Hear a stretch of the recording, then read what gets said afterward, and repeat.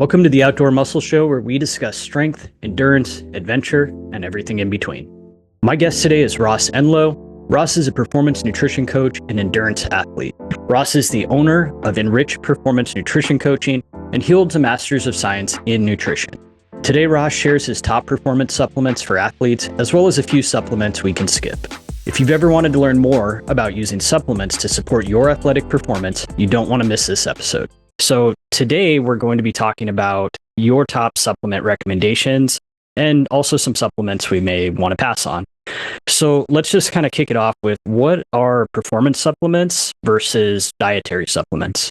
Yeah, that's a great question. I think as we head into this topic and discuss performance supplements, it's important that we define our terms here, because where dietary supplements are going to be things like protein powders, electrolytes, carbohydrate drink mix, even vitamin and mineral supplements too. So those supplements certainly have a place, and potentially even have a place before considering performance supplements specifically. And they can absolutely have a positive effect on athletic performance, depending on what someone is deficient in, or the gap between what an athlete is able to get from their diet compared to what their needs are based off of their training too. So when considering performance supplements, typically I'm working from the assumption or from the perspective that the training and the athlete's nutrition has been dialed in as much as possible, or optimized as much as possible, before we start trying to fill in the gaps with those performance supplements, or seeing if there's any other potential benefit to performance that we can squeeze out by adding those supplements in. Yeah, let's go ahead and dive right into it then. What are your top performance supplements you recommend? Considering these top supplement choices, I'm picking options that have the strongest evidence base, and also options that I've seen have the most meaningful impact on day-to-day and long-term performance with athletes that I work with. I think it's also important to keep in mind that supplement companies are often making really bold claims about all the ways their product can improve your performance. The reality is, even the most evidence-based supplements that we'll talk about really don't have that big of an impact on performance at the end of the day. Most of the times, those claims and those products have formulas, including ingredients, that really lack the evidence to support most of those claims that are made. This doesn't mean that the product or ingredients are worthless. It just means that the research isn't there yet, and oftentimes the marketing gets very far ahead of the research. So as far as getting your bang for your buck and making sure that the supplements you're using are cost effective, it's worthwhile to stick to the ones that have the best evidence behind them, as opposed to ones that have marginal to no benefits, and you're kind of just throwing your money down the drain for those supplements too. The last thing I also want to make note of is ensuring that supplements that you purchase as an athlete are third-party tested, meaning they're sent to an independent lab and tested for quality and purity to contain the ingredients and just the ingredients that they say they contain, especially for any athletes competing in professional sports organizations with any anti-doping policies. Making sure that those supplements are certified by governing bodies such as NSF just ensures that those products don't contain any substances that could potentially result in a positive doping test and potentially have you banned or removed from competition too. Okay, awesome. Yeah, that makes sense. Okay, sorry, I didn't mean to interrupt you. What's number one? No, it's good. It's a good segue into these top choices. And for me right now, number one is creatine monohydrate. I think this is one that most people who have been in athletics or training or have some bit of athletic background may be familiar with and have heard of. Creatine is probably one of the most well-researched performance supplements available. It's the only supplement on this list that we'll talk about today that I actually recommend to almost just about all my clients. Mm-hmm. This is mainly to do with how strong of an evidence base that it has and how consistent the results across the evidence are when supplementing with creatine, as far as how safe it is, how little to no side effects there are, and how significant of an impact it can have on body composition, strength, and performance. And more recently, on cognitive health. There's been some really promising recent research on creatine as far as how it can potentially help to protect against cognitive decline, as well as help improve mood and potentially reduce the severity of symptoms related to things like depression.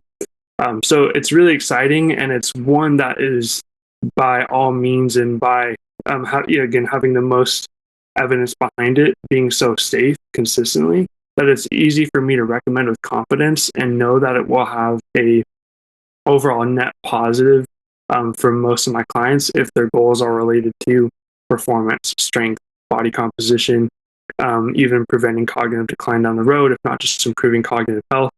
And so I think it's an easy one for me to recommend for most of my clients because of that. Now, creatine, as far as how it works, it plays an important role in energy production. It works by regenerating ATP. ATP is that main source of energy for our body and specifically for muscle contraction. And in order for ATP to produce energy, one of the bonds, the phosphates, has to basically be broken, and the energy comes from that bond being broken because energy is stored in that bond. Mm-hmm. So what creatine does as a creatine phosphate molecule, it donates another phosphate for that ADP to then be turned back into ATP, so that that bond can then be broken and produce more energy. So it's regenerating ATP within the cell, and it's doing that to maintain energy supply for bouts of effort and contraction, typically lasting anywhere from 2 to 10 seconds. So really like the first 2 to 10 seconds of really any intense maximal exercise before we then begin to use glycogen or the carbohydrate stored around muscle, before we can begin to break that down for energy. So our bodies are able to synthesize their creatine on its own, and that's typically about 1 gram a day. And people can also get creatine from eating fish and meat, but for most people, that usually tops off around 2 grams a day as far as what they can get from their diet, right? So that right there is about 3 grams per day.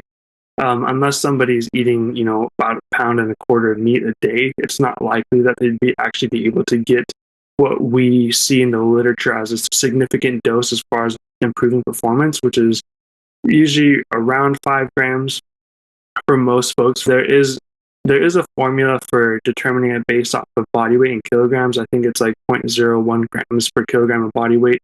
So for me, I was like a 93 kilogram athlete, that would be close to like 9 grams of creatine a day. Most people are fine with and just going off of 5 grams a day.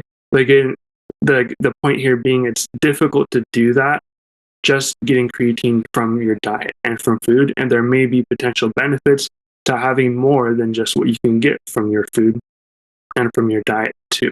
Definitely. So one of the things I've been seeing a lot lately that differs from when I first started taking creatine 15, 20 years ago, before, pretty much every supplement you'd pick up would have the recommendation that you saturate the muscles, you do a loading period of 20 grams a day or something like that. And now I've been seeing that 5 grams a day for 30 days or around that mark would get you kind of the same effect. Can you just kind of go over like what you're seeing as like the most effective dosing strategy? Yeah, totally. So yeah, to your point, I think that what we'd call like that saturation protocol it's kind of moved out of popularity.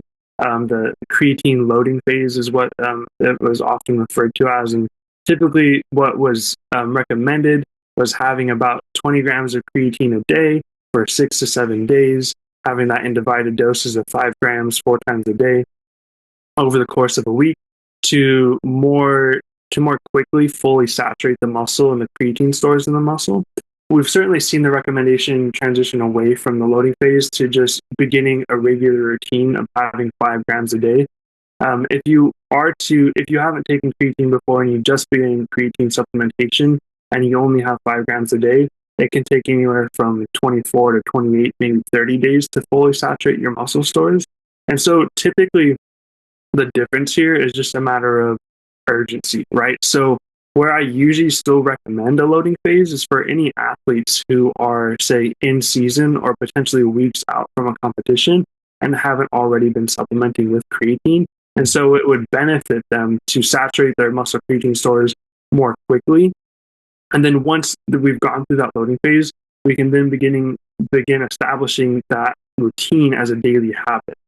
Where I think there are benefits to just starting with 5 grams a day and just staying with 5 grams a day is if there's really no sense of urgency for you on your end as an athlete or just an adult who's training regularly. And really the goal would then just to be focused on building a routine and a consistent habit of taking it on a daily basis, which is where just taking one dose of 5 grams a day and doing that right for the first 30 days and onward tends to be more beneficial as opposed to just doing the loading phase and then trying to work on building the habit of routinely taking it on a consistent basis in a way that you can sustain. When it comes to the benefits of creatine, it really comes from taking it consistently. It doesn't seem to have make too much of a difference based off of whether you take it, say, before training or after training. Benefits are really coming from consistency. So that's why I kind of drive from that point of just starting with that 5 grams a day and get into a strong, consistent routine with it. And you'll begin to see those benefits within, a few weeks most of the time. Awesome. So creatine is one of the most well-researched supplements. It's also cheap, which is great. It's a lot less expensive than other supplements on the market. And there's a ton of benefits, including benefits we're still finding out today. Definitely creatine. What else? Yeah. So after creatine, right? And again, that's based off of just the breadth of the literature available, the amount of decades that there's been research on creatine. Mm-hmm. After that comes caffeine. And I think caffeine and creatine are, if we could just pick two top supplements as ones that would be almost number one each, would be both caffeine and creatine kind of tied for number one. Mainly, especially thinking about the audience here listening with a more endurance focus, caffeine is probably going to have a more profound and noticeable impact on performance in an acute basis, in an acute way, as far as, just on the individual sessions. Then they might notice creatine as far as the way that creatine could impact their performance on a long-term basis, chronically, in adjacent to their strength training too. So caffeine has long been recognized for its ability to significantly enhance performance, so much so that at one point it was actually banned by the Olympics. So I think it's interesting because it really does show just how potent of an ergogenic an effect it has on athletic performance. So caffeine works as an adenosine receptor antagonist, meaning it blocks and prevents adenosine from binding to the receptors. Adenosine you could think of as promoting, right, like tiredness, sleep, but the opposite effect of what caffeine then does. So it increases alertness and energy by preventing fatigue and sleepiness. Other theories suggest that caffeine works by potentially increasing the excitability of muscle fibers and thus improving the rate of contraction. So the amount of contraction that occurs from the muscle at any given point. And also potentially by stimulating the central nervous system, which has more of an effect on your perception of effort as far as the effort you perceive that is required to accomplish a task or to accomplish the goal. So the benefits of caffeine include improved endurance capacity, time to fatigue, time to completion in time trial activities, lasting anywhere from 5 minutes to 2.5 hours, which is a big deal. And again, I think more applicable to the endurance audience here. Caffeine has also been shown to improve average and peak power output in maximal exercise, right? So think 100% of your VO2 max, lasting anywhere from 60 seconds to 5 minutes too. So there is a potential benefit there when it comes to power output beyond just endurance capacity and stamina. There's also plenty of good research to suggest that caffeine can also improve maximal muscle strength and power and force output there. When it comes to resistance training, power sports, strength sports, caffeine can also improve performance in ball and team sports by improving motor skill and cognitive performance as well.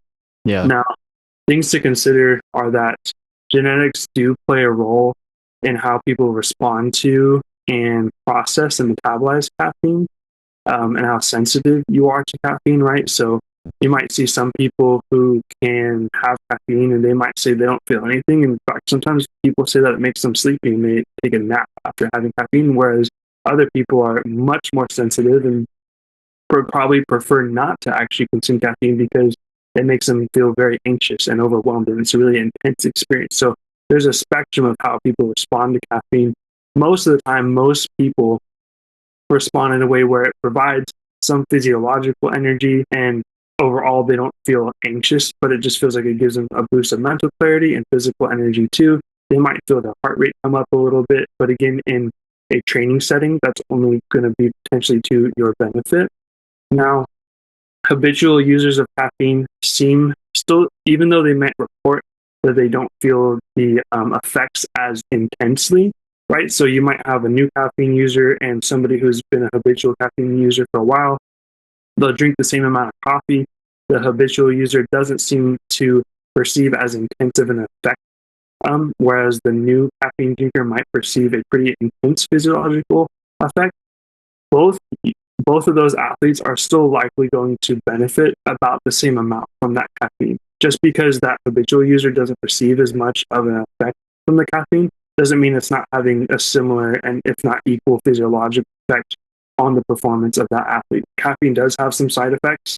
Caffeine, even at small doses, but certainly at large doses, can cause GI distress. It can cause headaches, rapid heart rate, restlessness, irritability, anxiety, even elevated blood pressure. So it's certainly something to discuss with a primary healthcare provider if you have any concerns related to your health with anything just mentioned. And it can even get to the point where it's so intense that it actually does impair performance, right? By like causing nausea, intense anxiety, inability to focus, and potentially even taking away from your ability to sleep, which at the end of the day, I will always argue that quality sleep is much more important for performance than whatever caffeine can offer you on an acute basis on that session that day. Right. Especially if it's in the afternoon or later in the day, always choose quality sleep over that.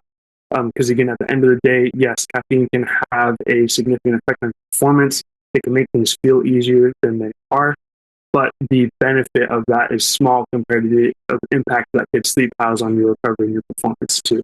Right. Yeah, you can definitely have too much of a good thing with caffeine. Yeah, definitely. And I know I've been there, and it's not fun, and sometimes you have to do it a few times to really for it to really hit home and for it to land. But when it comes to dosing caffeine, so this is where it's a little bit more of a formula, but also doesn't need to be so precise. We usually recommend anywhere from about 0.5 to 2.5 milligrams per pound of body weight.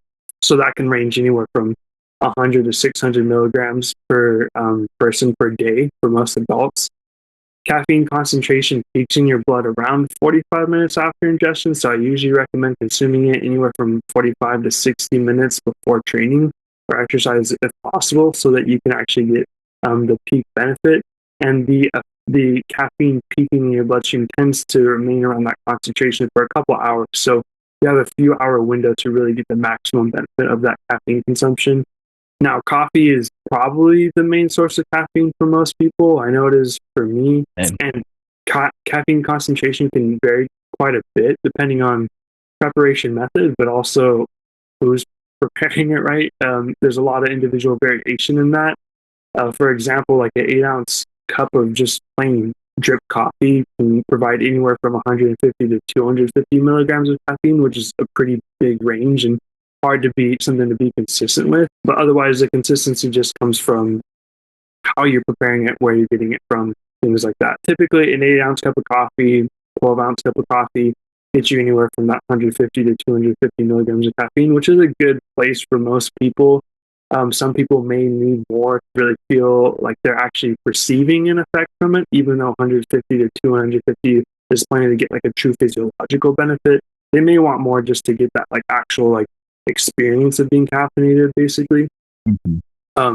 Whereas some people might respond just well from anywhere from 50 to 100 milligrams of caffeine, again, depending on their sensitivity to it as well. And then numerous studies continue to come out about how up to about, anywhere from 4 to 6 cups of coffee a day continues to reduce risk of all-cause mortality. So like there's plenty of benefits to having that cup of coffee in addition to just getting the caffeine from it.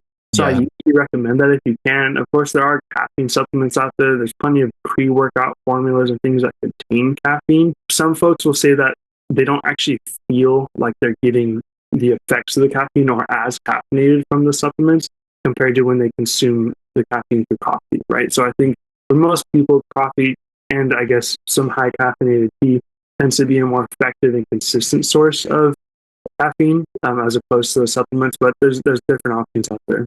Yeah, I definitely feel that myself. Like if I have a cup of coffee, it just hits me differently than if I were to take a caffeine pill for some reason. And it is a little bit the experience, like that's or the ritual of it every morning, having that nice hot cup of coffee. I'm the same way. I think I've tried the capsules, I've tried the different powders in the past, and I have not really felt much of an effect the way that I do feel like when I have coffee. And yeah, there's the added benefit of having a routine, especially if you're training early in the morning, giving yourself time right between having had maybe like a small pre-workout meal, preparing your coffee, enjoying the coffee, and then allowing yourself time to get those things into your system before you head into your training at the beginning of the day. And caffeine, like creatine, is also one of the more affordable supplements, and it's easily obtainable. You can get it just about anywhere, especially here in the Pacific Northwest, as you know. Every parking lot has a coffee stand. Yeah, exactly. Come to Portland and you'll never be short of coffee. You can walk around just about any block in any part of the city and you'll find a coffee shop, whether it's a big chain or just a small local mom and pop type of coffee shop. So yeah, it's definitely very affordable as far as a very effective performance enhancing supplement or just performance enhancer. And then to your point earlier, creatine is also relatively quite inexpensive compared to the cost per dose and cost per serving compared to many of the mixed formulas and or other performance enhancing supplements too. So between the two of those, if all you had was creatine and caffeine, in addition to like sound nutrition and a good pre-workout meal, you could really maximize your performance just about. Yeah, absolutely. Okay, what's the next one on the list? So the next one on the list is a category including in two main supplements. So the category is pH buffers, and so this includes supplements like beta alanine and sodium bicarbonate or baking soda, which is another good cheap one. So pH buffers work by when we're exercising intensely, lactic acid production accumulates, right? And that accumulation results in an accumulation of hydrogen, which makes the pH of the muscle cells more acidic, and ultimately that prevents muscle contraction. So that is more or less the muscle fatigue that prevents continued performance at a given rate or intensity or contraction like that.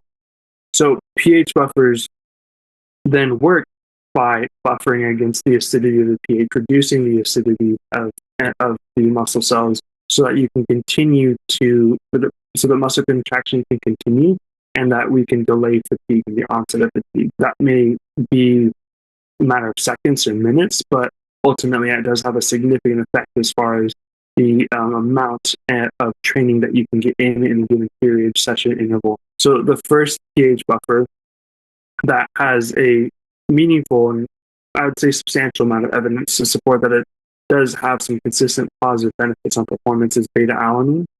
Now, if you've ever taken a pre-workout supplement that has caused you to feel that like tingling sensation in your skin, it can be pretty uncomfortable. It can feel really weird.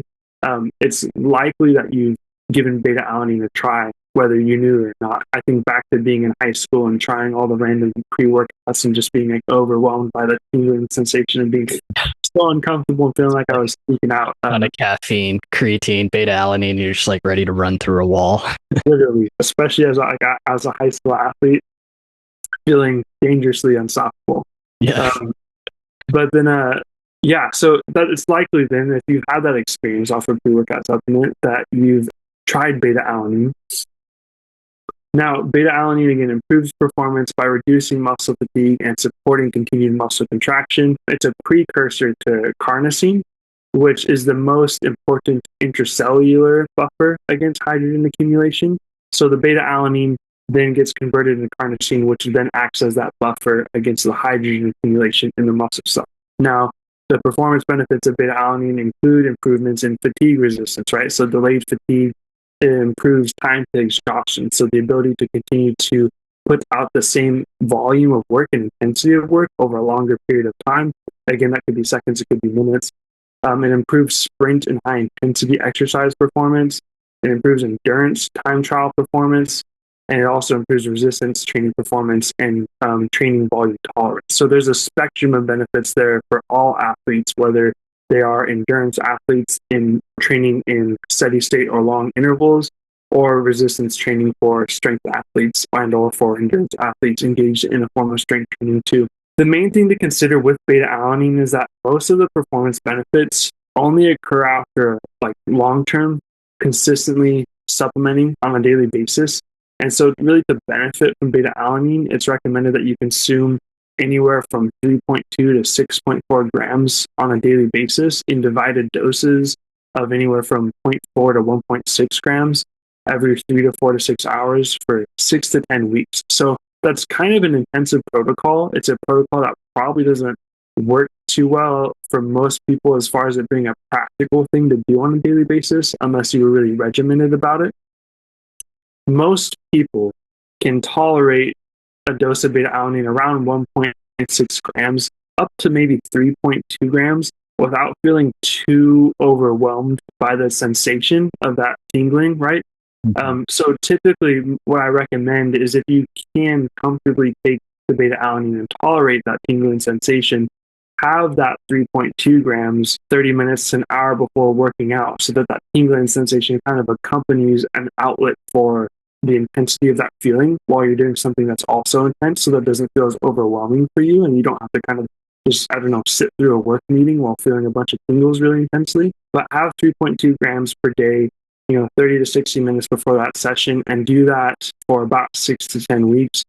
If you're doing 3.2 grams, it'll probably be closer to 8 to 10 weeks before you're really maximizing the concentration of the beta-alanine to produce the carnosine to buffer as much as possible against that pH that's building up. So expect to begin to experience benefits as far as reducing fatigue and improving time to exhaustion as early as 4 to 6 weeks, but really to maximize the benefit of beta-alanine, where we see the most pronounced effect in the research is in that 8 to 10 week period. Is it useful after 8 to 10 weeks to take a break, like a couple week break, and then start back up again? Or is it okay to continue it past 10 weeks? That's a really good question. And I think in the case of beta-alanine, this is one where in order to continue to sustain the benefits, you'll want to continue to take a dose of it every day. So that may not mean 3.2 grams every day. It could be maybe 1.6 grams every day. But in order to really maintain that benefit that you've really built up over the course of 10 weeks, I would recommend continuing to supplement with it on a daily basis rather than taking a break. Now, again, it's always something that you don't have to take forever. And if you got to the point where you've been taking a long time and you want to take a break for whatever reason, you may not even notice that big of a difference as far as your performance after having stopped it and then not taking it in the weeks after. But you can always resume and begin taking it again and again. There's still benefits to be had from it, even on a 2 to 4 week basis. It's just the benefits are not reaching their peak ability as far as how they can support performance until that 10 weeks mark. Yeah. Think of it similarly as the creatine monohydrate and the loading phase and the saturation, right? It takes that 35 grams a day for 30 days or so to really fully saturate the muscle to get the most pronounced benefit from creatine. And then for creatine, continuing to supplement with it on a consistent basis every day to maintain those benefits and those peak benefits. It's similar here with the beta-alanine, wanting to be consistent with it and continue to load it and fully saturate the system around that 8 to 10 week mark, and then being consistent with it afterwards in order to maintain the benefits of it as far as getting the most out of the supplement. Yeah, that makes sense. Let's talk about sodium bicarbonate. I have some thoughts on this, but I want to hear your perspective first. I'm curious about your thoughts on it as far as from a coaching perspective, and if you have any experience with it. I don't have much experience with it, and this is a newer one for me in the last few years as far as even, again, just trying to understand what is supported well by the literature. I think this one kind of, it fascinates me how they kind of even ever discovered this as an opportunity, right? Because sodium bicarbonate is just a fancy way of talking about baking soda. So the same thing that you might clean your kitchen with or use for other reasons, right? Consuming baking soda can actually act as a pH buffer. So it appears that sodium bicarbonate works similarly to beta-alanine again as a pH buffer by increasing blood bicarbonate levels. And those levels help buffer directly against the hydrogen ion accumulation and hence reduce fatigue in that similar way. It's been shown to improve performance in short duration, high intensity exercise by reducing fatigue and improving endurance. However, the benefits do appear, as far as what the research has shown so far, to be limited to maximal sustained efforts lasting from 1 to 7 minutes. So for endurance athletes, right, like thinking intervals, repeated sprints, anything from like a 400-meter repeat to maybe like a 2 kilometer repeat or intervals, anything lasting that 1 to 7 minute time period is where you might actually get a true pronounced performance benefit from supplementing with sodium bicarbonate. It doesn't seem that it has any benefit for exercises related to strength training, power training, jumping, or even long duration, moderate intensity exercises, right? Thinking greater than 90 minutes. Exercises in those categories appear to be unaffected. It seems to be a pretty direct effect on these sustained maximal efforts in that 1 to 7 minute period. Yeah. So the caveat being here, right? Like, yes, this is an interesting one to try because, like caffeine, it's pretty accessible and inexpensive as far as just buying a tub of baking soda. It's pretty cheap. The difficult part here is the dosing regimen and how much baking soda it takes to have a significant benefit, right? As far as what we're seeing, the doses they use in research and the studies, and to get the benefits that we're seeing in the research. And so what's usually recommended is that athletes consume anywhere from 91 to 137 milligrams per pound of body weight, and then let that dissolve in water, and then consume that 1 to 2 hours before training. So that's about a tablespoon of baking soda for about a 150-pound athlete, potentially upwards of like 2 tablespoons if you're on the higher end of that dose spectrum too. There's no reason to really waste your money on any brand name formula, because anything else that it has in there is probably not something that's actually contributing to it, or it's something like caffeine, which is making you think you're getting more of a benefit than you are, when it's really just the caffeine doing the work. So with doses that large, right, like think about having a whole tablespoon of baking soda or 2 tablespoons. GI stress is really common, and it's actually like a well-established and frequently reported side effect of ingesting these large doses of the baking soda or sodium bicarbonate. So typically what I recommend for athletes who are interested in trying this out is consuming it, one, with a meal. So think about having it with your pre-training meal, containing some simple carbohydrates. It will help to improve the absorption of the sodium bicarbonate and reduce the strain on your GI system. And it could also be to your benefit to split the dose up into multiple small doses over the course of that 1 to 2 hours before the exercise. So start 2 hours out and maybe have a teaspoon every 20 or 30 minutes, and just give your body a chance to absorb it and ingest it without getting totally overwhelmed. That might help reduce some of the frequently reported GI disturbances. So start small, work your way up to that recommended dose. Try again. It's one where it does have some benefits. There is good evidence to support that. Yes, it's cheap and inexpensive. It's just baking soda, and also this is one of the ones that actually does have more frequent reported side effects as far as just the GI distress, which for some people may not bother them. For other people who have sensitive stomachs, it could wreck their training session. So I'm curious, Buck, what have you experienced when it comes to supplementing with sodium bicarbonate? Have you tried it out, or have any of your athletes given you any feedback on it? I have tried it out a long time ago, and it does work. And I'm glad you mentioned the GI distress, because that is real, and it will affect, I would say, probably over 50% of people. And you'll see it like in track and field communities, and you'll see someone just double over and like run off the track. Like that's how it was growing up anyway.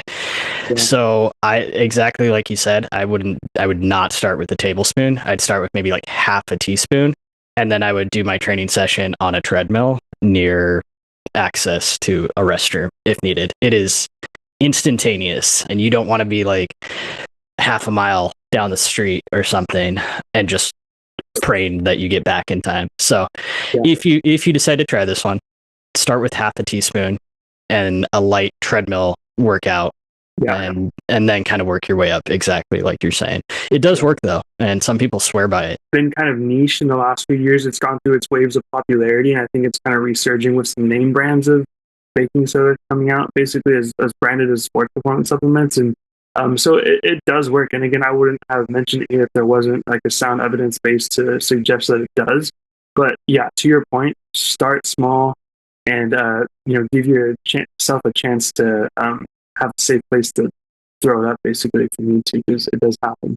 Yeah, totally.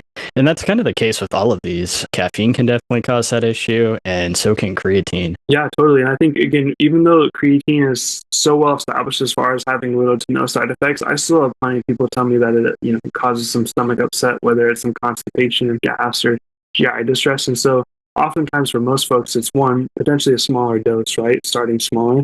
And also making sure that you're usually consuming that with some meal, some type of carbohydrate, some type of protein, sodium, and things that are helping it to get absorbed and into the muscle, as opposed to sitting in the GI system longer. Yeah, definitely. Okay, any other recommendations you have before we move on to the supplements you would probably pass on? Yeah, so I mean, just briefly, I think nitrates are another one that's easy to recommend, and I can recommend those with confidence. I think similar to the sodium bicarbonate, these have been around for a while. One of the main ones that most people would be familiar with is thinking about beetroot, right? So whether it's beetroot juice concentrates, beet juice powders, beetroots are a really rich source of dietary nitrates. Dietary nitrates improve the production of nitric oxide, which helps to dilate blood vessels and improve blood flow. So as a result, right, that means improved oxygen delivery and improved nutrient delivery.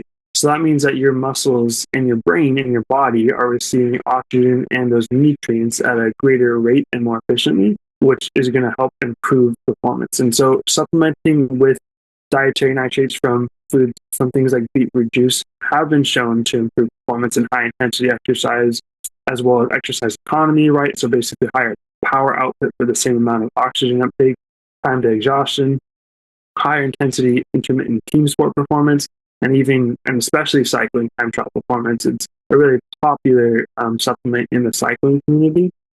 Now, these performance are mainly found in studies with endurance athletes. However, some studies have shown that nitrates can improve force production and muscular endurance during resistance training, but that's in lower percentages and lower intensities and longer sessions, longer sets, things like that. So they might provide some benefit, but not quite to the degree that they can benefit endurance training and endurance performance.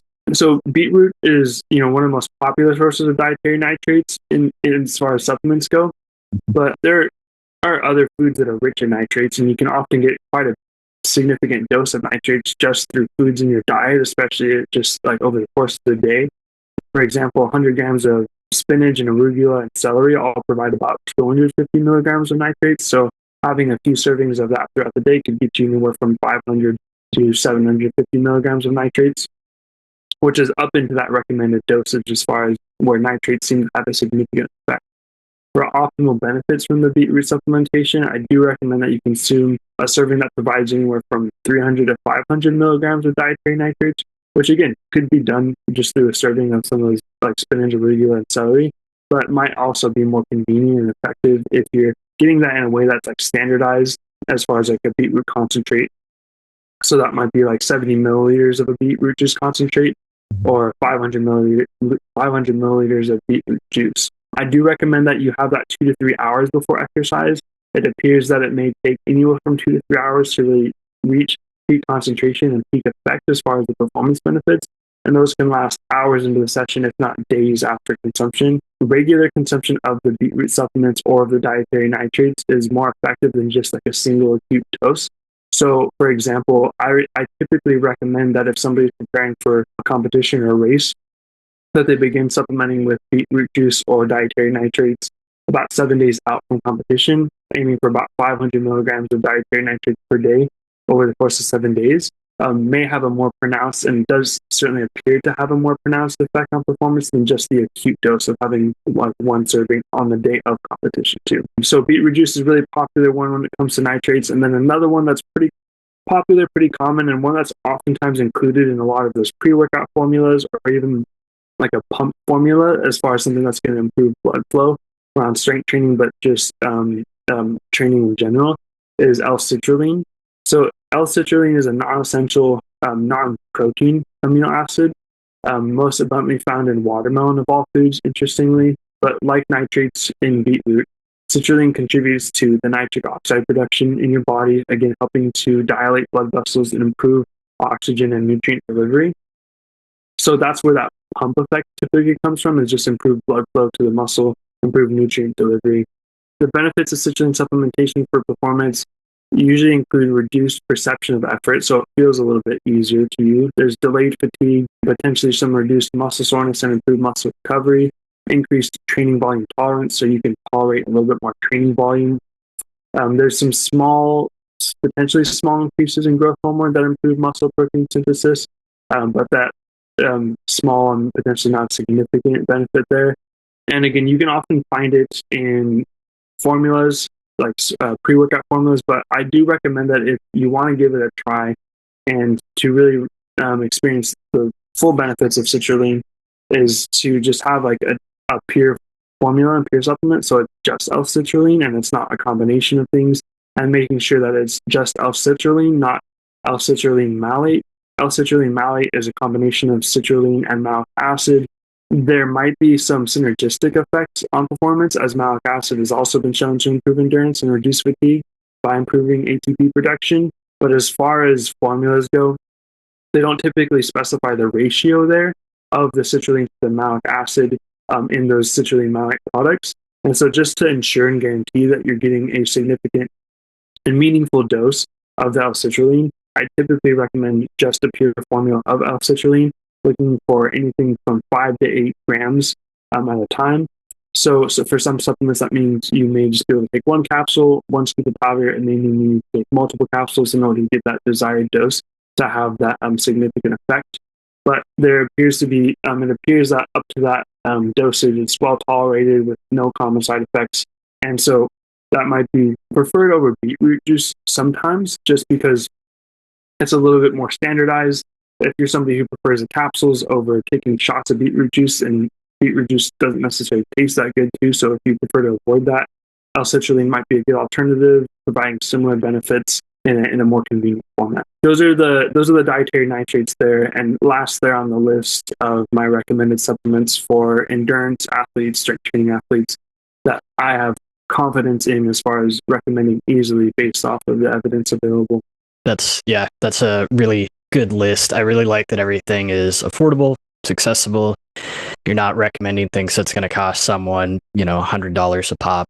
And I think this is a really good place to start for anyone who's looking to experiment with supplements. And I've tried most of these myself, and this list is pretty spot on. I think it's important, and I know we talked about this a little bit at the beginning, like these performance supplements are definitely not a substitute for, a poor diet or sleep or lifestyle thing. And it's really going to be someone's day-to-day diet and their nutrition. It's going to be the quality of their sleep and certainly the quality of their training program and the recovery that really provides the 90%, 95% of what you are able to achieve as an athlete as far as your training goes. Once you have those things dialed in, considering these strongly support these supplements that are strongly supported by the evidence, right, can potentially make up that last 5% as far as actualizing your potential as an athlete and your performance, both in training and in competition too.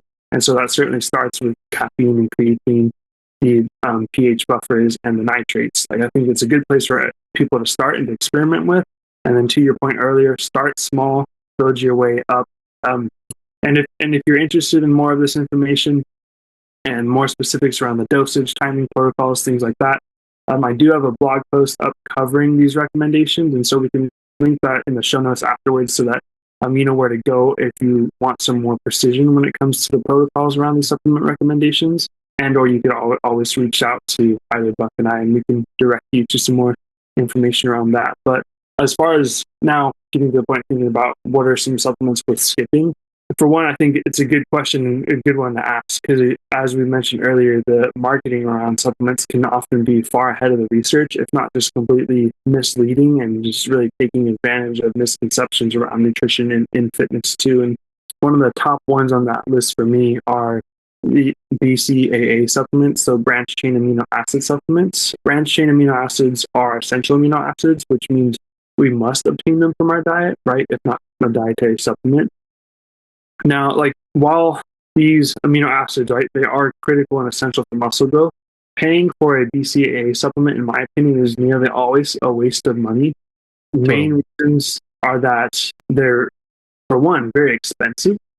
as far as protein supplements go, right? Because this is essentially like a highly refined protein supplement, and really there's not much evidence behind the benefit of supplementing with BCAAs, especially when somebody has adequate protein intake in their diet. And when it comes to like protein supplements, there's so many better options that are much more affordable and going to have a much greater effect and pronounced effect on your health, your muscle recovery, and your performance. Whether it's just getting more protein from whole foods or protein from like a protein powder supplement, whether it's a whey protein supplement or pea or soy protein supplement, things that are actually going to be providing a complete and well-rounded amino acid profile as opposed to just the branched chain amino acids. Because yes, those are essential amino acids, but they're not all the essential amino acids, and we need more than just the BCAAs. And so it's much more worthwhile and cost effective to get a good, protein powder instead and get your BCAAs and essential amino acids from that if you can't get enough already from your diet. And the reality is that most athletes have a hard time getting enough from their diet. So I typically recommend having a protein powder supplement anyways. And so that can really cover the base there and actually give you something that's worthwhile to take. And now the caveat being the only time, and this is theoretical, this is not necessarily evidence-based, this is kind of just me speculating. The only time I think that BCAAs might confer an advantage for an athlete is thinking about like multi-stage ultra endurance events where their stomach is just not tolerating whole foods or even more complex forms of protein, but is needing and in a state where it would greatly benefit from getting some amino acids into the system, if not just to reduce the severity of muscle breakdown and improve recovery after.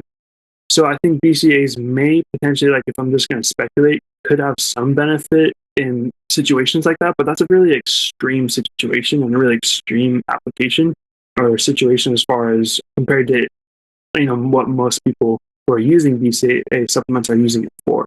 So overall, again, I think it's probably a waste of money. I wouldn't recommend it. Stick to a good whey protein powder and just stay there. I would agree with that one. And if you're unsure, you could always go into your local vitamin shop and look at the back of a protein, like a whey protein tub, and look at the branched chain amino acids in a profile. Every protein tub has a profile of amino acids. And then pick up the BCAA tub right next to it, and you'll see it is the exact same thing, the exact same proportions.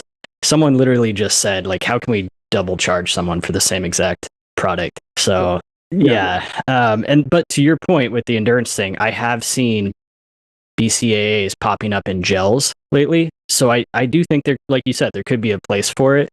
It's probably a much smaller dosage, and that's probably fine. That's probably actually really a good idea. So it's not going to hurt if your gel has it in there. But yeah, to your point, I probably wouldn't shell out the $60 for a tub of BCAAs. Especially if you're just like a recreational athlete, or your activities are not lasting multiple hours at a time, right? You can definitely get way more benefit out of just having a good protein powder, if not just getting enough protein on a daily basis. Now, after BCAAs, which is more of a specific supplement category, the next category that I would recommend staying away from and not spending money on is anything that claims to be a fat burner. I think it's really worthwhile to be skeptical of any supplements, especially marketing claims. Just knowing that there's really limited evidence behind most things, especially other than what we've talked about today. Now, fat burners are always going to claim to contain certain herbal formulas or supplements or whatever it is that are actually going to like improve the rate and the degree that your body burns fat. Now, there are some herbs and there are some things out there that can certainly improve or increase fat being released from storage in the body, but it doesn't guarantee that fat's going to be burnt. At the end of the day, fat burning is a matter of energy balance and calories in, calories out, and also maintaining and preserving lean muscle mass too, right? In order to increase the proportion of things burned and broken down in the body towards fat, as opposed to that being muscle too. So at the end of the day, it comes down to energy balance. And of course, fat burners tend to be so successful as far as a product and the marketing goes because everybody's trying to burn fat everybody would love to be leaner without having to put in as much effort or be as uncomfortable as is required to be in a calorie deficit and to burn the body fat over long periods of time. So oftentimes that marketing is really just taking advantage of folks who are looking for the easy way out when it comes to fat burners.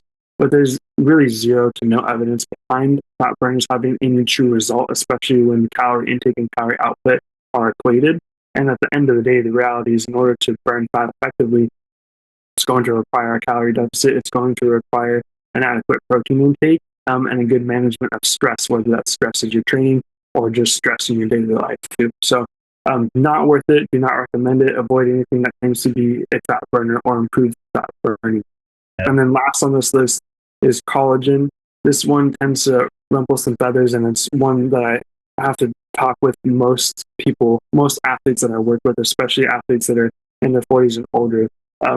There's a lot of great, strong marketing around collagen. Some really effective marketing strategies around collagen as far as, improving skin health and joint health and helping as far as injury recovery. So collagen is one where the marketing is getting far ahead of what the research and evidence actually shows. This isn't to say that years down the road, we couldn't get some great research out, especially some independent research, right? That's not funded by collagen product companies, showing some actually true benefits that these products are claiming to provide. It just may be that we're behind that. And then when the time comes, I'll happily change my mind and would love to encourage people to consume collagen supplements. Now, collagen is a protein, and all proteins are broken down into amino acids during digestion. These amino acids are pooled and allocated as needed throughout the body for building muscle, producing neurotransmitters, hormones, supporting immune cells, red blood cell formation, in addition to forming collagen and connective tissue and more. So where the mix up here is that this idea that just consuming collagen would then somehow stimulate collagen production, or that those collagen proteins would go directly towards building collagen in bone and connective tissue in joints or on skin. The reality is it does not work that way. It's not as simple as just consuming the thing to build the thing. The body is going to break it down into amino acids and use those amino acids as it sees needed and sees fit.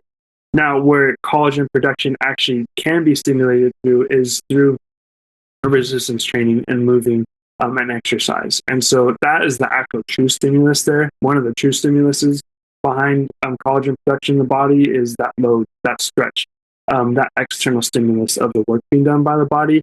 It's not coming from the food that we're consuming. Collagen is just then built based off of the amino acids that are available in the body and then allocated towards that based off the stimulus saying, hey, more collagen needs to be built up here. Mainly the research where the research is at now is just showing that we actually don't maybe understand the mechanisms behind what stimulates collagen production as well as we think we do. But it is certainly clear that the consumption of collagen doesn't just then go ahead and go directly towards collagen production. It's also worth considering that collagen has a really poor amino acid profile.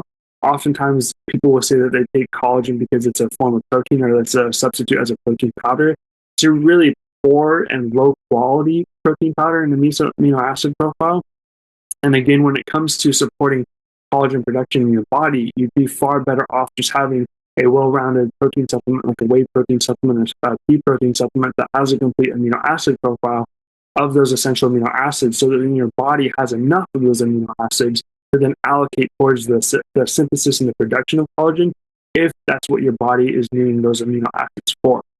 Where there seems to be a small shred of potential is around evidence suggesting that collagen may improve skin health and skin quality and skin elasticity, but it's very small and emerging. And again, I would still say that that's pretty weak evidence overall. There seems to be no promising evidence around collagen as far as affecting connective tissue and joints and joint health long term.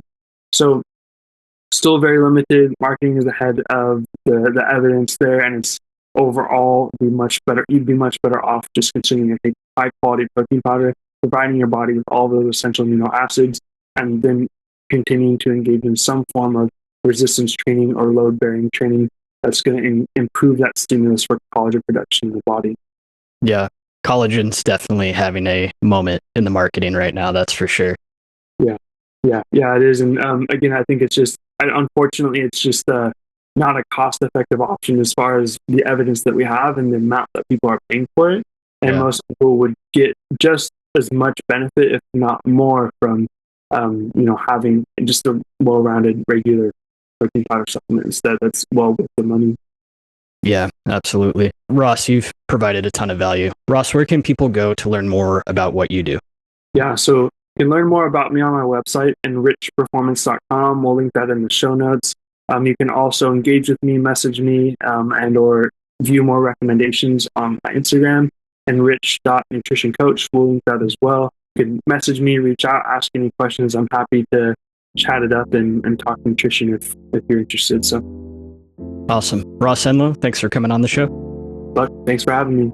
My guest today was Ross Enlow. Ross is a performance nutrition coach offering a variety of online and in-person coaching options. You can follow Ross on Instagram at Enrich Performance Nutrition. If you're looking to take your training to the next level with a customized training program that includes both strength and endurance, make sure to check out my coaching page in the description below. If you've enjoyed this episode, please like and subscribe to the channel. It really does help me be able to book high-quality guests and continue my mission at Outdoor Muscle, which is to bring you the strength and conditioning information you need to live a more adventurous life. As always, thank you for watching and listening, and I'll see you in the next one.